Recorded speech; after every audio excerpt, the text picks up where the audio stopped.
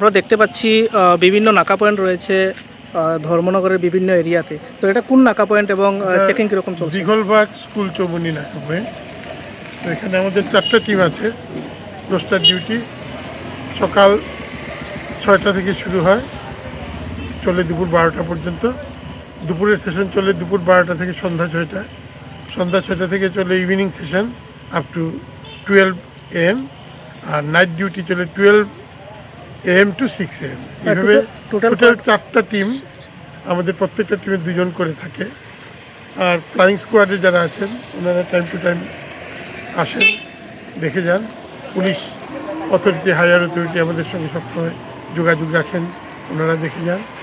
আর আমরা 2টো নাকা পয়েন্টকে এখানে কভার করি, ওই সাইডে আর এই সাইডে। টোটাল কয়টা নাকা পয়েন্ট রয়েছে? টোটাল 6টা নাকা পয়েন্ট। এবং এই নাকা পয়েন্টের মূল কারণ কি?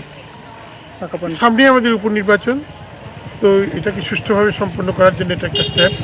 নির্বাচন কমিশনারের নির্দেশ অনুযায়ী আমরা এই ডিউটি পালন করছি। এবং আপনারা কী কী ধরনের ভেহিকেল চেক করছেন? সব ধরনের ভেহিকেল আমাদের মোটামুটি এখানে চেকিং হয়, ইনক্লুডিং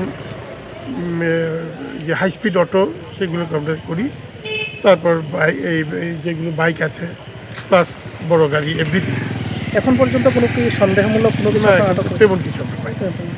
আপনার পরিচয়টা? আমি ডিএন বিদ্যা মন্দির কেমিস্ট্রি পিজিটি। আপনার পরিচয়? সুশান্ত দেব রায়। আপনি এটার দায়িত্বে রয়েছেন? আমি আছি আপাতত।